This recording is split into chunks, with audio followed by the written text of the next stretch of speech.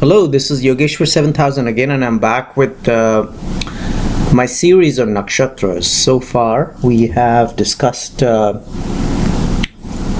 nakshatras, Ashlesha being the last one we discussed. And people who've not watched my video, or videos rather, on my earlier videos on nakshatras, please refer to them. Ashlesha ended with the zodiac sign of Cancer. As you all know, that there are 27 nakshatras, each spanning a distance of 13 degrees and 20 minutes. And if you multiply the number of nakshatras, which is 27, times 13 degrees and 20 minutes, it'll come to 360 degrees. So the nakshatras are spread out the entire zodiac, and this entire zodiac of 360 degrees also has 12 rashis, or 12 zodiac signs. So pretty much the nakshatras are over this 360 degrees, where these 9 planets, which we consider in Vedic astrology, are placed. So but in generic terms, what we say is that if a person is born in a nakshatra, we just see the placement of moon as to what nakshatra moon is placed in at the time of birth. So generically we say, well, this person is born in so and so nakshatra. So today we'll be talking about Magha Nakshatra, people whose moon is in Magha Nakshatra, meaning which people whose moon is in that 13 degrees and 20 minutes of Magha Nakshatra. So we'll say, well, you were born in Magha Nakshatra, because it's basically considered as per moon. But do not forget, other planets, like I said, are also placed in different nakshatras, wherever the placement is. So anyways, where is Magha Nakshatra placed? As we know that it's one nakshatra spans a distance of 13 degrees and 20 minutes in the entire zodiac of 360 degrees.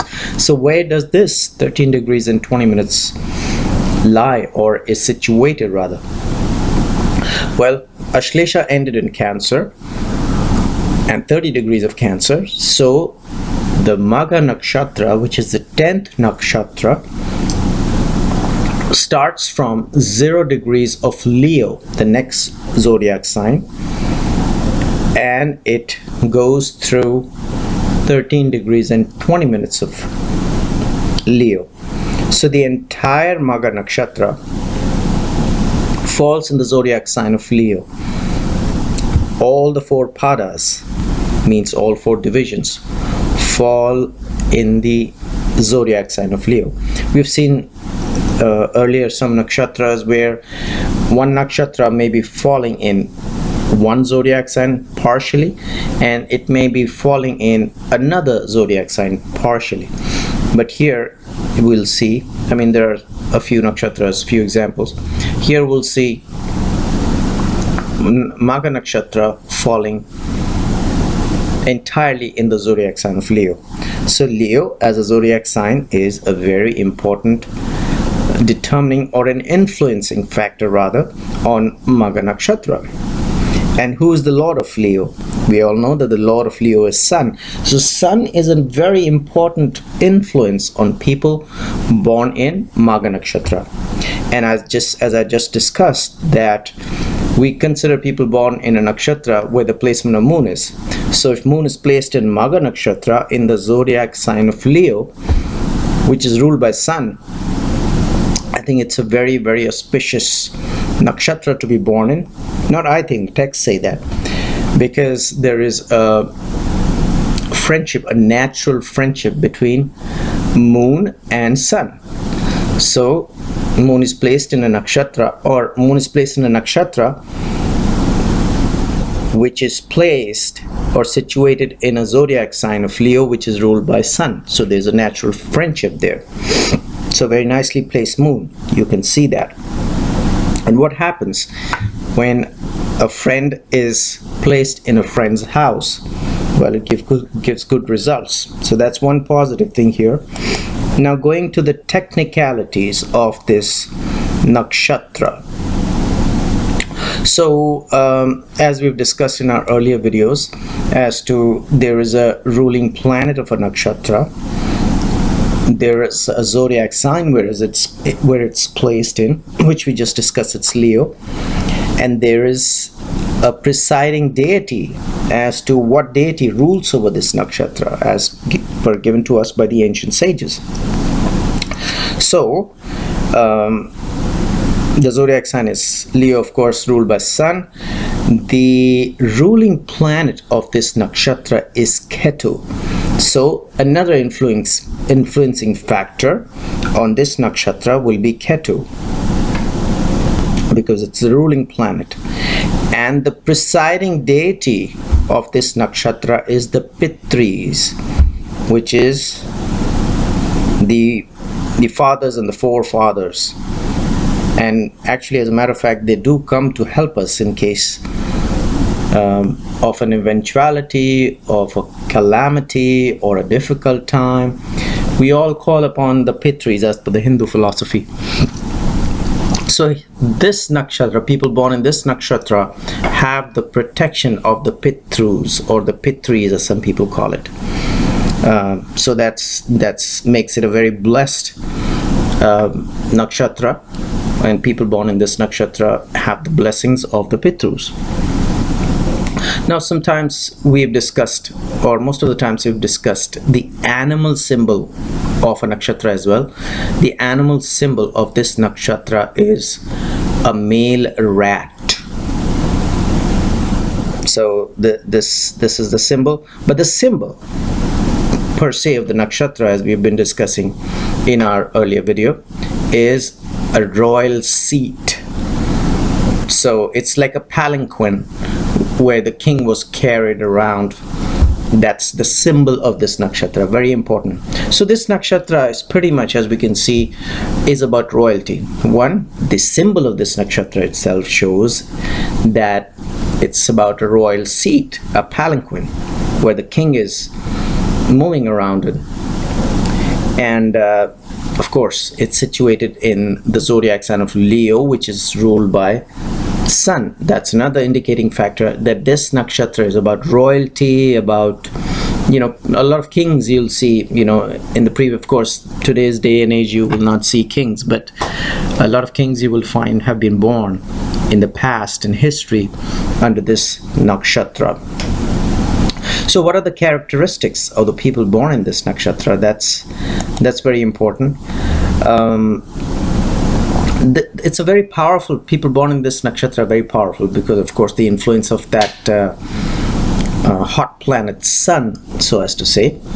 And they do have a very important influence. They want to be leaders all the time. They want to have the characteristics of a ruler, just like we discussed, because of the symbol and because of the zodiac sign it is in. And Ketu, of course, makes it extremely religious. So you'll rarely find people born in the nakshatra of Magha who are not religious, because the ruling planet is Ketu, and that's, I wouldn't say religious per se, but definitely spiritual. And of course, religion also, Ketu, as we know, gets exalted in Sagittarius, which is ruled by Jupiter, which is religious, and Ketu, of course, as we know, is religious and spiritual, and it's a mokshakaraka, so on and so forth. So yes, religion and spirituality both are very, very synonymous with people born in this nakshatra. And because, of course, because the influence of Sun, they have, even if they're not born as kings or leaders or people born in this nakshatra, hold high positions in the government. So they have close contact with the government all the time because of the influence. And then the society which is recognized, or they have close contact, and they are recognized rather in the society where they operate in. However, they do come with a set of positives and negatives. So we discussed the positives, that they're royal-like, but the good thing about the positive side we'll see is that they're very, very balanced and helpful people because of their royal nature. They want to be leaders and they want to kind of go and help to others. They respect their elders. Why? Because of the influence of the presiding deity, which is the Pitrus or the Pitris as some people call it. And they're very intelligent. Excuse me. They're very intelligent people, very, very positive, and sometimes a little conservative as well, which is, you know, in a very positive way. They're not people who would like to go out and spend their time in discotheques and nightlife, so on and so forth. So they're religious, like we discussed. They're positive. They're a little conservative. They respect the elders and very helpful. And they come with a lot of royalty and kind of leadership qualities, so to say. On the negative traits, these people can be very hot-tempered because of the influence, of course, of these hot planets like Ketu and Sun. Very arrogant at times, you know, royal-like sometimes. You know, I mean, they come with their royalty and the big heart and the helpful nature, but then it comes with a pinch of salt as well, which makes them a little arrogant and hot-tempered.